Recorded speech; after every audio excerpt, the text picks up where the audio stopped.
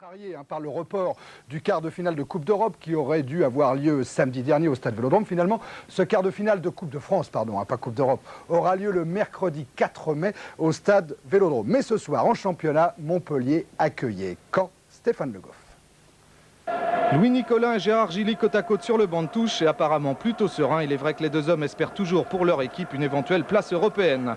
Tout cela passait évidemment ce soir par une victoire face à Caen. Résultat, Montpellier prend le match à son compte dès le début de la rencontre avec ce débordement de Alicart qui rentre dans la surface, tir du gauche et première parade de Richard Dutruel. Le match avait débuté depuis 3 petites minutes seulement. 8 minutes plus tard, coup franc pour Montpellier, tiré par Bonicel, un ballon placé au deuxième poteau, tête piquée de Der Zakarian et nouvel arrêt réflexe de Dutruel.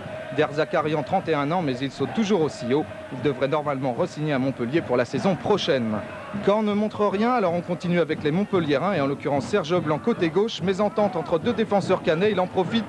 Centre-tir de l'arrière et roll-tête, Dutruel ne peut que repousser. Malheureusement, la suite ne donnera rien.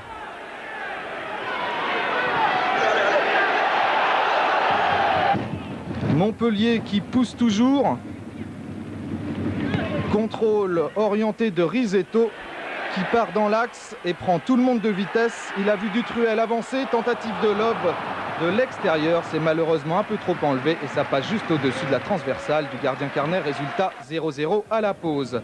Dès la reprise, on prend les mêmes et on recommence. Une attaque qui se développe sur l'aile droite. Le ballon revient au centre pour Risetto qui frappe dans la foulée en pivot et oblige Dutruel à se détendre.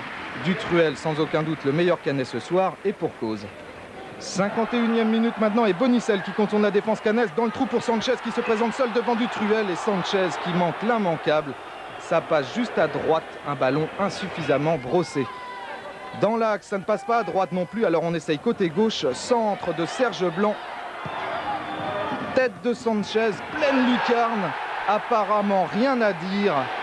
Et pourtant, M. Ramos s'en va immédiatement consulter son arbitre de touche qui lui indique que le ballon était initialement sorti du terrain et c'était justifié.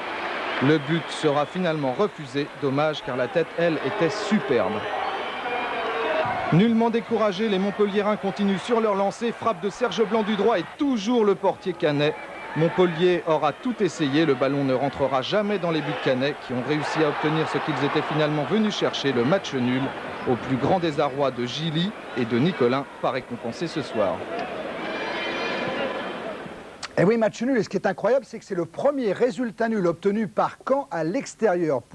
Jusqu'à présent, l'équipe de Daniel Jean Dupeux avait enregistré 2 victoires, 14 défaites.